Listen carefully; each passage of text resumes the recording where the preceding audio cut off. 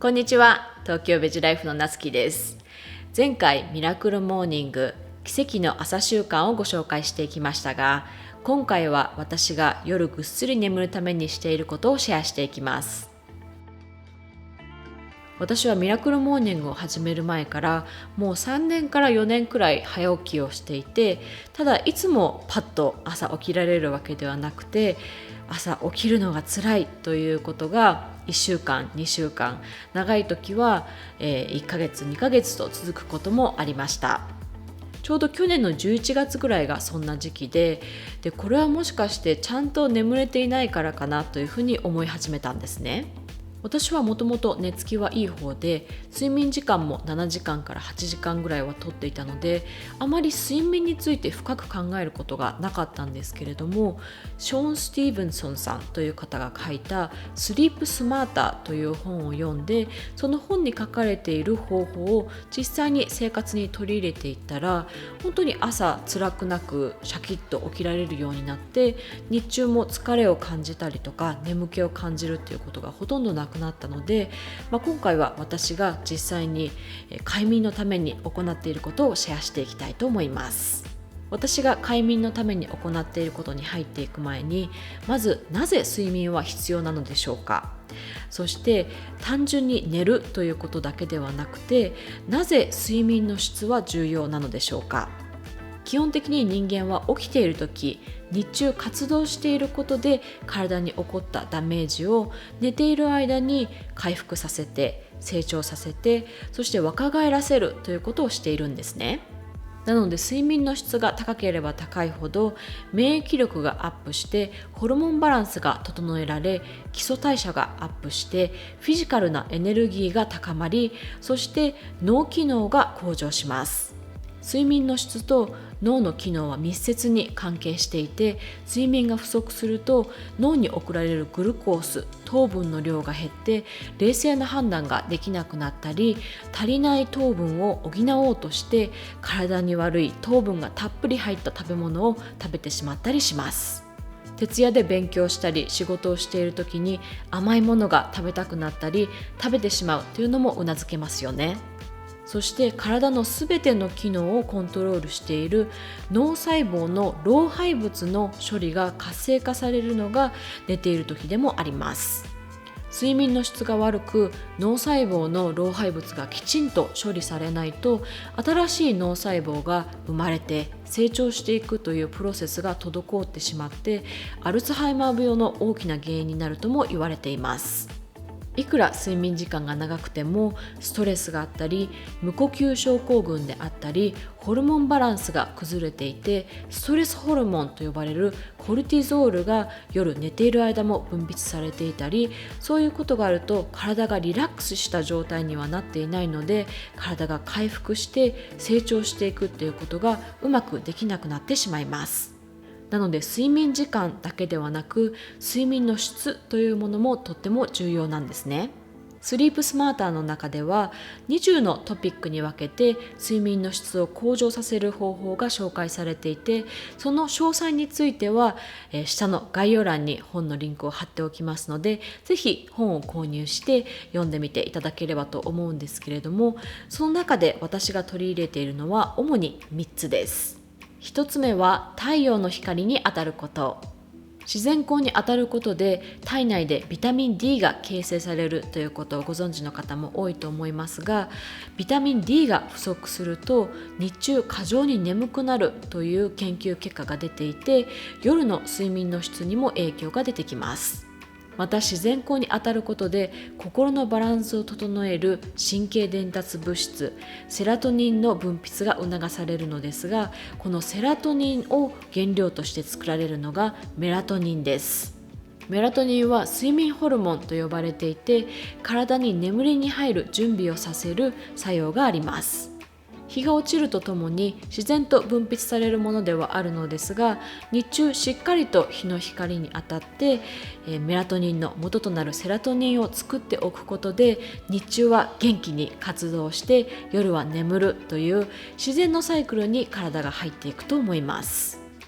私は普段家で仕事をしていて通勤がない生活なので、朝のミラクルモーニングルーティンの後に近所を散歩して太陽の光に当たるようにしています。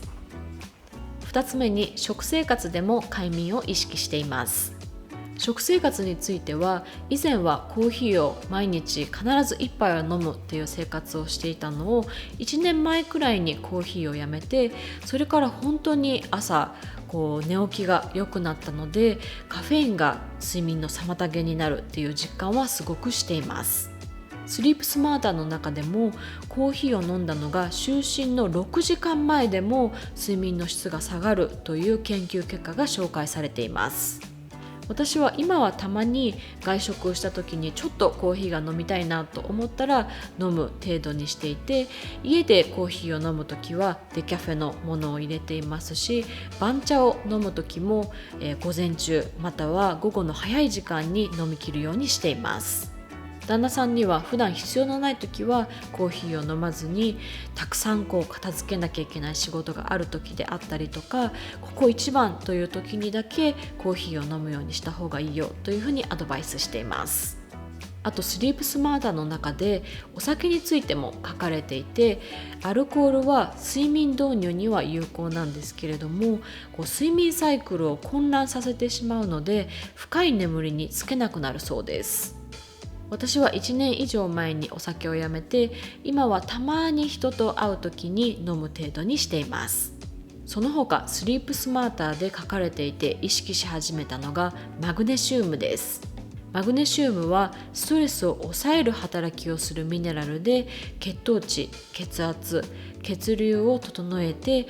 緊張している筋肉をリラックスさせ、そして痛みを緩和して神経を落ち着かせる効果があって、サプリもありますが、私はマグネシウムが豊富な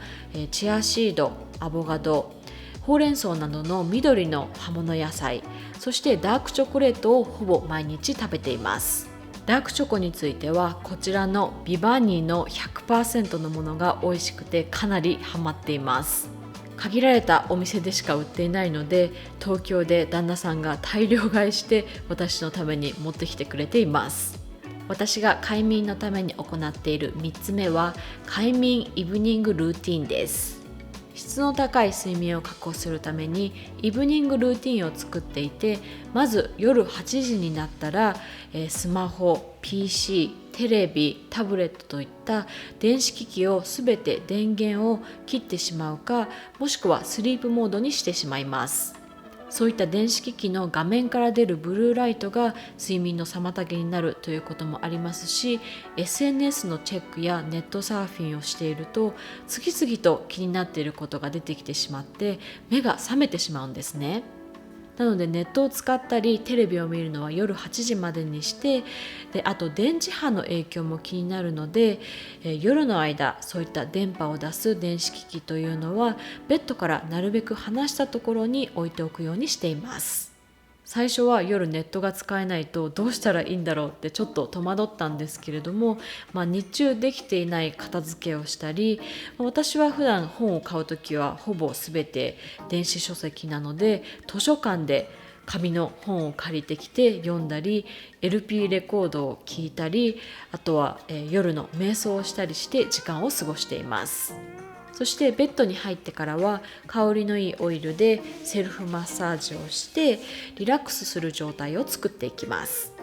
そうすると自然と眠くなってくるので、10時くらいには眠りについてゴールデンタイムと言われる午後10時から午前2時の間はぐっすりと眠っているという状態にするようにしています。基本的には寝る直前まで日中しているのと同じように活動して仕事をしていて、そして急に電気を消して目を閉じて寝ようと思っても体や頭はすぐに寝るモードには入らないと思うので、寝る1時間半前、2時間半前くらいから体、頭、そして心を落ち着かせていく、だんだんと眠りの準備に入っていくということが重要かなと思います。ご紹介した太陽の光にあたる食生活で快眠、そして快眠イブニングルーティンの3つにプラスして、去年の年末に今年ゲットして良かったものという動画でご紹介した通り、新しく、自分に合っていなかった枕も変えて新しくして、でそれをした結果、本当に朝起きるのが辛くなくなってすっきり起きられるようになりましたし、日中疲れを感じたり眠気を感じるっていうこともほぼなくなりました。週末とかたまに昼寝をするんですけれども、前はつい2時間3時間と昼寝をしてしまっていたのが、今は40分ぐらいでアラームをつけてパッと起きられるようになりました。ということで、今日は私が夜ぐっすりと眠るためにしていることをシェアしていきました。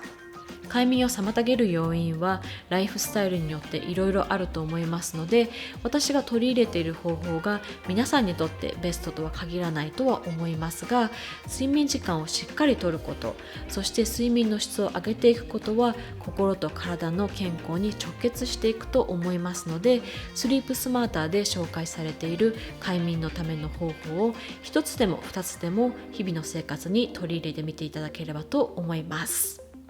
それでは See you next time!